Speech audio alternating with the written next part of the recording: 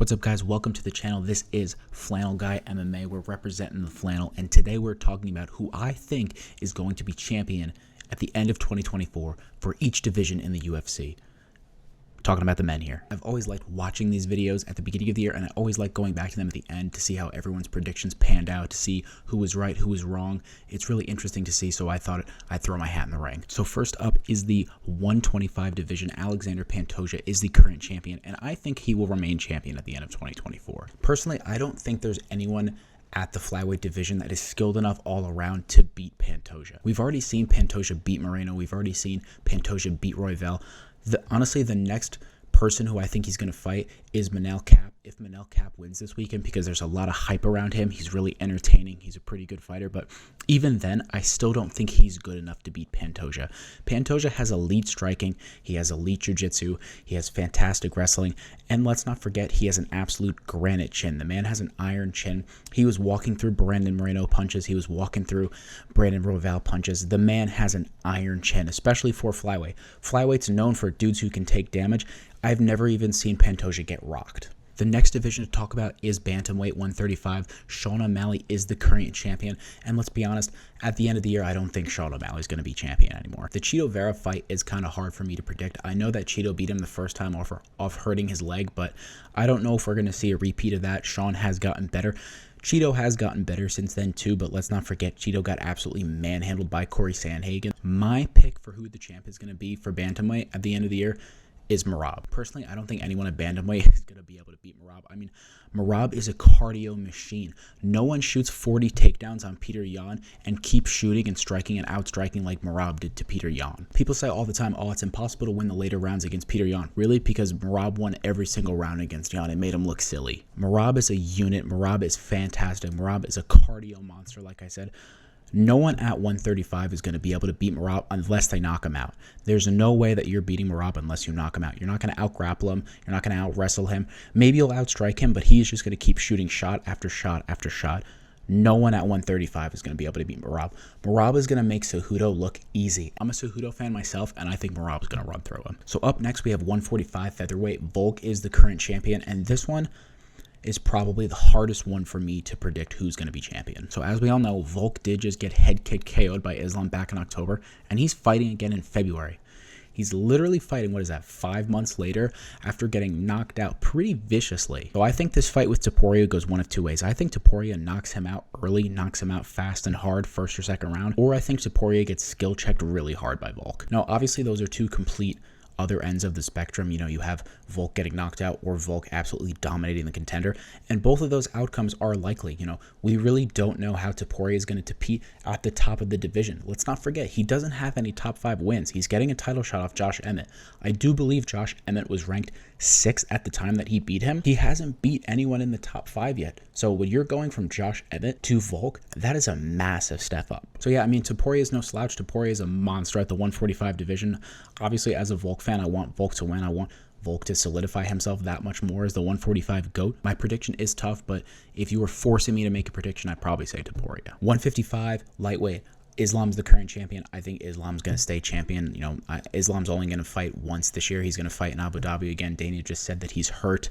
You know, take that as you will, but I think Islam is going to stay champion. You know, he's either going to fight Arman Tsarukyan or Charles Oliveira. I do think Charles is going to beat Arman for the #1 contenders fight, and I think Islam's going to beat him again in the rematch, unfortunately. I really think Islam's going to beat Charles again if it's in Abu Dhabi. I don't think Charles is a Abu Dhabi guy. I don't think he's going to perform well no matter who he's fighting in Abu Dhabi, so I think Islam is going to retain the championship. 170. Leon's the current champion. I think Leon stays champion. Leon's next title defense is most likely going to be at UFC 300 as the co-main. Hopefully, this should not be a main event fight against Belal. Belal deserves his title shot. Give Belal his title shot. But I mean, let's be real. Leon is a beast. We've seen that Leon is a beast against Usman and Colby at this point. Leon's going to pick Belal apart. He might even get a finish against Belal. That would really help him right now. Leon needs a finish. He needs to do something exciting in this Belal fight. He needs another head kick KO like he did against Usman. He needs another flashy finish. So let's say Leon does beat Bilal. Leon is most likely going to fight Shavkat next, and honestly, I think Leon's going to beat Shavkat as well. We've seen Shavkat as a great fighter, but he does not have the head movement. Yes, he has a very good chin, but Leon's a sniper, man. Leon is going to put damage on Shavkat. Leon's going to use that body kick. He's going to use that head kick. I think Leon has what it takes to beat Shavkat. 185, Sean Strickland is the current champion. I think by the end of the year, Dricus du Plessis is going to be the champion of 185. I think he's going to run that division for a couple years, actually. So Dricus has done nothing but prove us wrong time and time again. I don't know if he necessarily proved us wrong beating Darren Till, but he beat up Darren Till. He beat up Derek Brunson. He beat Robert Whittaker, who none of us thought he was going to do.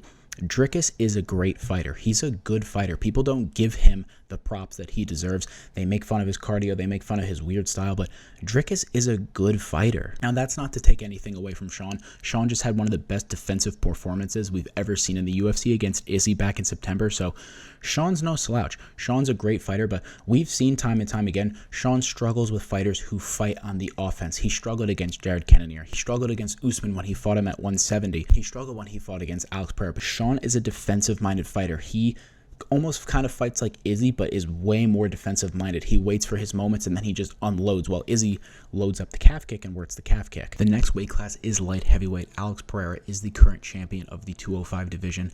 I do think that Alex Pereira gets past Jamal Hill. You know, that fight's not scheduled yet, but that is who's next in line to fight for the belt. I do think Alex Pereira beats him, but I don't think Alex Pereira remains champion by the end of the year. This man right here is going to be champion of the light heavyweight division by the end of 2024.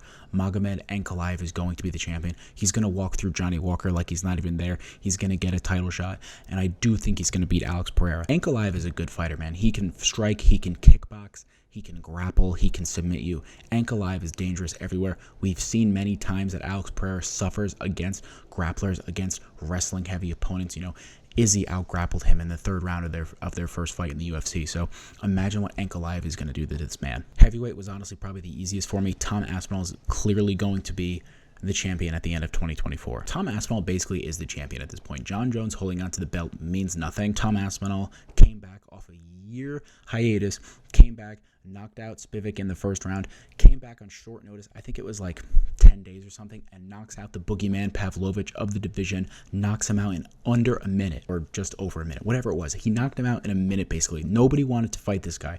John Jones didn't want to fight this guy. Stipe didn't want to fight this guy. Cyril Gane, anyone at the top of the division didn't want to fight this guy. Tom Aspinall comes in on short notice. Don't get me wrong, Sergey was fighting on short notice as well, but Tom flatlines this man in a minute. Tom Aspinall makes easy work of Stipe. He makes easy work of heavyweight John Jones.